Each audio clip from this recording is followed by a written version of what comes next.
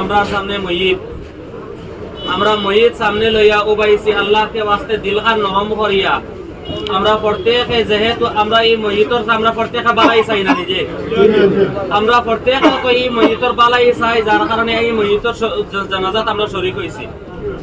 আপনারা খেদমত আরো জয়ে থাকলো আমরা প্রত্যেকে এই ময়িতর লাগি লা ইলাহা ইল্লাল্লাহ কিবা তো সূরা ইখলাস আমরা কিতা করতাম এই ময়িতর ইসারে সওয়াবর লাগে আমরা কিতা করতাম বেশ বেশ করে তিলাওয়াত করতাম, যাতে আল্লাহ তাআলা এই ময়িতরে তানোর বান্দারে কোনো আযাব কোনো গুনার কারণে যদি দৌড় পাকর আল্লাহ তাআলা করিয়া তখন তথাপি আল্লাহ তাআলা এই আমরা তিলাওয়াতের উসিলায় তানোর লাগে মাগফিরাত দোয়া করতাম, যাতে আল্লাহ তাআলা তানোর বান্দারে মাফ করে দিলে।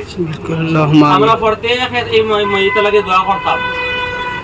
আর আমি আপনার সামনে ও কথা কইতাম সাইয়া, আল্লাহ তাবারক ওয়া তাআলা কোরআনে কারীমের মাঝে ফরমায় মিনহা খালাকনাকুম ওয়া ফিহা নুঈদুকুম ওয়া মিনহা নুখরিজুকুম তারাতান উখরা।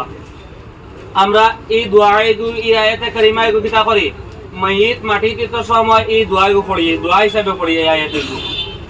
তার মতলব ইয়া তাহলো আল্লাহ তাবারক ওয়া তাআলা ও কথা কইতরা মিনহা খালাকনাকুম, আমি তোমাদের এই মাটির থেকে সৃষ্টি করছি, ওয়া ফিহা নুঈদুকুম, আবার তোমাদের কিতা করব এই মাটির মাঝে আমি ঘুরিয়ে নিব, ওয়া মিনহা নুখরিজুকুম তারাতান উখরা। আবার কিয়ামতের দিন আমরা প্রত্যেকে আল্লাহ তাআলা এই মাটি থেকে কিতা করবা উঠাইবা, ময়দানে মাহশর কায়েম হইবা, হাশরের ময়দান কায়েম।